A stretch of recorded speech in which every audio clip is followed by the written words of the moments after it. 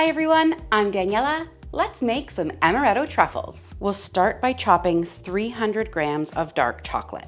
You want to chop this quite fine because you need the cream to be able to melt it. I'm using bars of chocolate, but you could use chocolate chips or your favorite type of chocolate to eat. I'm running through in the opposite direction to make sure the chocolate is chopped really well. And now I'll pop it into a bowl. You'll need 300 grams or 10 ounces of chocolate. Into a pot, add 160 milliliters or 2/3 of a cup of double or heavy cream. We're going to turn this on to medium-high heat. When your cream has started to boil, turn off the heat and pour it directly over your chocolate.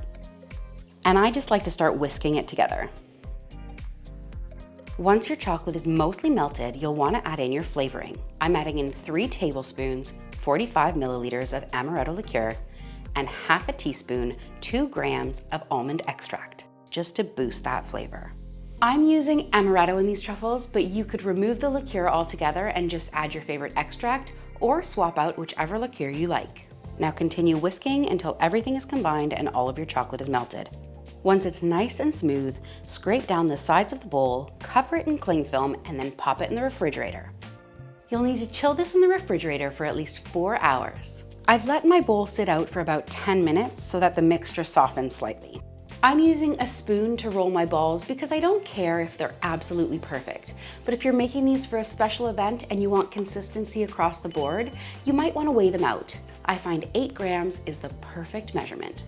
You'll want to scoop out about a heaping teaspoon of the mixture. Then in your hand, squeeze the mixture together so that it forms a rough ball. And drop them into your sprinkles. And with a spoon, gently toss your truffles in the sprinkles. I like to do a few at a time and then give my hands a rinse so that I'm not melting too much chocolate. Remember that your truffle balls don't have to be perfect. Truffles in the wild are often knobbly. There are different options for toppings. I mixed some chocolate sprinkles with some Christmas colored sprinkles to give it a festive feel. But if you don't have sprinkles, you can roll these in cocoa powder or even powdered sugar. This recipe should make about 30 truffles or so.